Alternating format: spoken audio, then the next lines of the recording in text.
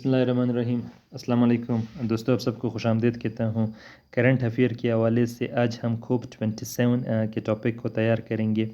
ہمارے آج کے ٹاپک کا آؤٹ لائن کچھ اس طریقے سے ہے۔ ہم سٹارٹ لیں گے انٹروڈکشن سے۔ انٹروڈکشن کے بعد ہم لکھیں گے کہ واٹ از کوپ 27۔ اس کے بعد نیکسٹ پیراگراف میں ہم لکھیں گے ایجنڈا آف کوپ 27۔ نیکسٹ ہمارا پیراگراف ہوگا major takeaways from COP 27۔ Second last میں ہم لکھیں گے فیلیئرز آف کوپ 27، اور لاسٹ میں ہم لکھیں گے کنکلوژن۔ تو بڑھتے ہیں ہمارے انٹروڈکشن کی جانب۔ کوپ کہتے ہیں کانفرنس آف پارٹیز کو۔ یہ ایک اپیکس ڈیسیژن میکنگ باڈی ہے United Nations climate change framework convention کی۔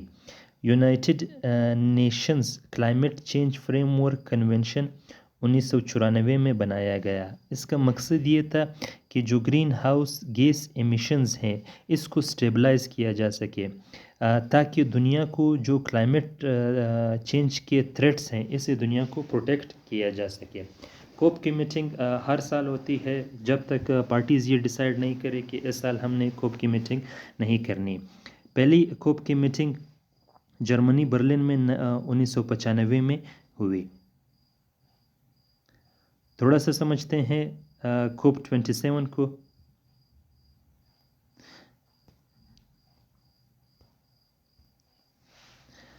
کوپ 27 میں جتنے یہ ممبر سٹیٹس تھے یہ سارے اکٹھے ہوئے کہ پیرس ایگریمنٹ اور کنونشن میں جو چیزیں ڈیسائیڈ ہوئی تھی انہیں ری وزٹ کیا جا سکے کہ ہم ان سٹیپس پر، ان گولز کو ہم نے کہاں تک اچیو کیا ہے۔ اس مرتبہ کی جو میٹنگ تھی کوپ 27 کی وہ شرم الشیخ ایجپٹ میں ہوئی۔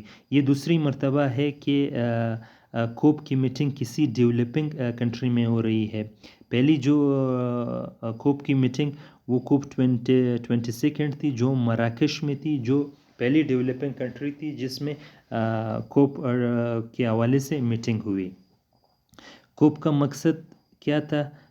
اس کوپ کا مقصد یہ تھا کہ جتنے یہ ایمیشن ریڈکشنز ہیں، اسکیلڈ اپ ایڈپٹیشن ایفورٹس ہیں، enhanced flows of appropriate finance ہے، ان میٹرز کو دیکھا جا سکے اور ان کو ریزولو کرنے کی کوشش کی جا سکے۔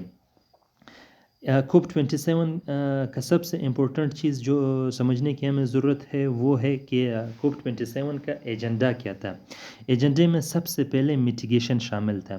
میٹیگیشن میں یہ چیز ڈسکس کیا گیا کہ یہ کوشش ہم نے کرنی ہے کہ ارتھ کا جو ٹیمپریچر ہے وہ 1.5 سے لے کر کے 2 سیلسیس تک ہم نے اس سے اوپر ارتھ کے ٹیمپریچر کو بڑھنے نہیں دینا۔ سیکنڈ جو ایجنڈا تھا وہ تھا ایڈپٹیشن۔ ایڈپٹیشن میں یہ تھا کہ جتنے ڈیولپنگ کنٹریز ہیں، ٹھیک ہے، انہوں نے اس طریقے سے ڈیولپمنٹ کرنی ہے کہ اگر کلائمیٹ چینج کی وجہ سے کچھ کسی قسم کے ڈیزاسٹرز آتے ہیں تو ان میں اتنی کیپیبلٹی ہو کہ اسے اپنے آپ کو پروٹیکٹ کر سکے۔ تھرڈ امپورٹنٹ چیز اس میں فائنینس تھی۔ فائنینس کے حوالے سے کہ جو ہر سال جو ڈیولپڈ کنٹریز ہیں وہ $100 بلین کا ایک ٹارگٹ رکھا گیا تھا کہ یہ اماؤنٹ وہ اکٹھا کریں گے اور اس سے جو ڈیولپنگ نیشنز ہیں اسے سپورٹ کریں گے، مگر ابھی تک فائنینس کے حوالے سے یہ پیسے جو ڈیولپ نیشنز ہیں وہ انہوں نے ابھی تک جمع نہیں کیے۔ سیکنڈ لاسٹ جو ایجنڈا تھا وہ loss and damage. Loss and damage میں کہ جو ڈیولپنگ کنٹریز ہیں، ٹھیک ہے، ان کو اگر کلائمیٹ چینج کی وجہ سے کچھ نقصانات پہنچتے ہیں تو کوپ ان کنٹریز کو ہیلپ آؤٹ کرے گا، انہیں فیسیلیٹیٹ کرے گا۔ تو اس کوپ 27 کا یہ ایک بہت ہی میجر ٹیک اوے ہے کہ کوپ کے ممبرز اس بار اس چیز پر ایگری ہوئے کہ لاس اینڈ ڈیمیج فنڈ کو کریٹ کیا جائے گا۔ اس حوالے سے کوپ کے حوالے سے کوپ کا کوئی بھی کوپ 27 ہو 26 ہو، جب بھی یہ ڈسکس کیا جائے تو اس کے حوالے سے پیرس ایگریمنٹ کے بارے میں آپ کو لازمی پتہ ہونا چاہیے. Paris agreement is a legally binding international treaty on climate change. 2021 کے کوپ میں اسے ایڈاپٹ کیا گیا اور یہ 2015 میں ہوا. اس کا گول کیا تھا؟ It's goal is to limit global warming to well below 2 Celsius preferably to 1.5 degree Celsius compared to pre industrial level. Paris agreement میں یہ چیز ڈیسائیڈ کیا گیا تھا کہ دنیا کے ٹیمپریچر کو ہم نے 1.5 ڈگری سیلسیس تک رکھنا ہے. جیسے انڈسٹریل ریولوشن سے پہلے جو گلوبل ٹیمپریچر تھا یہ ہمارا ٹارگٹ رہے گا. اچھا، میجر ٹیک اویز میں سب سے پہلا امپورٹنٹ چیز کیا تھا کہ اس مرتبہ جتنے ممبر اسٹیٹس تھے اور ڈیولپ نیشنز تھے وہ اس چیز پر ایگری ہوئے کہ لاس اینڈ ڈیمیج فنڈ کو کریٹ کیا جائے گا. اس لاس اینڈ ڈیمیج فنڈ سے جو جتنے ڈیولپنگ کنٹریز ہیں ان میں خدا نخواستہ اگر کسی قسم کا ڈیزاسٹر آتا ہے تو اس فنڈ سے ان کی مدد کی جائے گی. سیکنڈ امپورٹنٹ چیز اس میں تھا ایوری کہتے ہیں ایکشن آن واٹر ایڈپٹیشن اور ریزیلینس.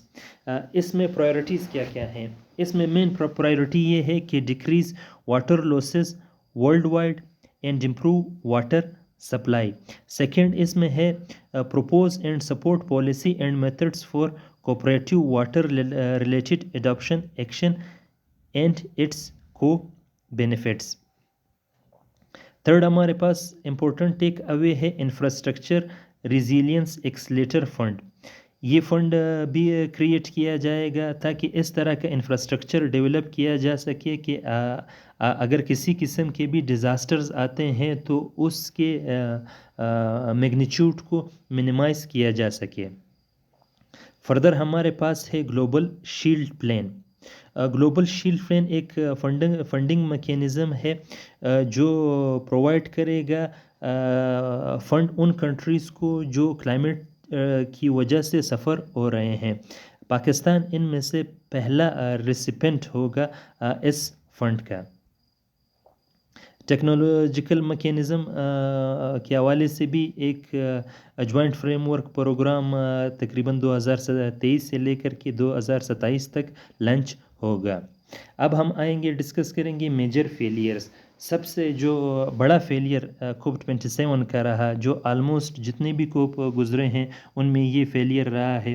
ایک چیز پر یہ تمام کنٹریز ایگری ہوئے تھے کہ ہم نے کوشش کرنی ہے کہ دنیا کے ٹیمپریچر کو 1.5 ڈگری سیلسیس سے بڑھنے نہیں دینا.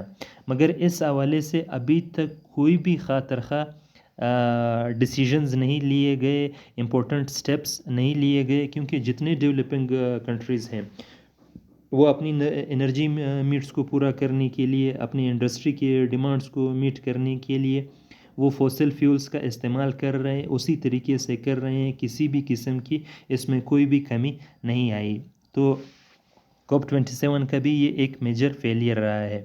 ایڈپٹیشن کے حوالے سے کہ جو ڈیولپنگ کنٹریز ہیں انہیں ڈیولپڈ کنٹریز سپورٹ کریں گے کہ وہ اس طرح کا میکینزم ایڈاپٹ کر سکے کہ جو نیچرل ڈیزاسٹرز آتے ہیں ان کی میگنیچیوڈ کو منیمائز کیا جا سکے. کسی قسم کی ہیلپ آؤٹ ابھی تک ان ڈیولپنگ نیشنز کی نہیں کی گئی.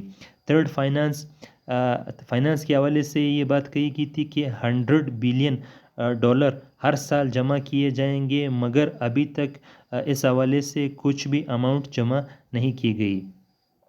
کنکلیوڈ ہم اس طرح کر سکتے ہیں کہ کوپ جتنے کانفرنس آف پارٹیز ہیں، ٹھیک ہے، اس کے آبجیکٹیوز کو مٹیریلائز کرنے کے لیے جو ڈیولپنگ نیشنز ہیں انہیں سیریس سٹیپس اٹھانے پڑیں گے، ورنہ کلائمیٹ چینج کے جو تھریٹس ہیں وہ ریئل ہیں. جیسے کرنٹ ایئر میں ہم نے پاکستان میں دیکھا سیلاب کی وجہ سے جو تباہ کاریاں پاکستان نے دیکھی، پوری دنیا اس کی وٹنس ہے. یہ تباہی دنیا کے کسی بھی ملک میں آ سکتی ہے. تو جو ڈیولپ نیشنز ہیں انہیں سیریس سٹیپس لینے ہوں گے دنیا کو کلائمیٹ چینج کے تھریٹ سے بچانے کے لیے. تو تھینک یو دوستو، یہ تھا ہمارا آج کا ٹاپک. کرنٹ افیئر کے اور ایسیز کے اسی طرح کے امپورٹنٹ ٹاپک وقتاً فوقتاً انشاءاللہ آپ کے ساتھ شیئر ہوتے رہیں گے. Thank you.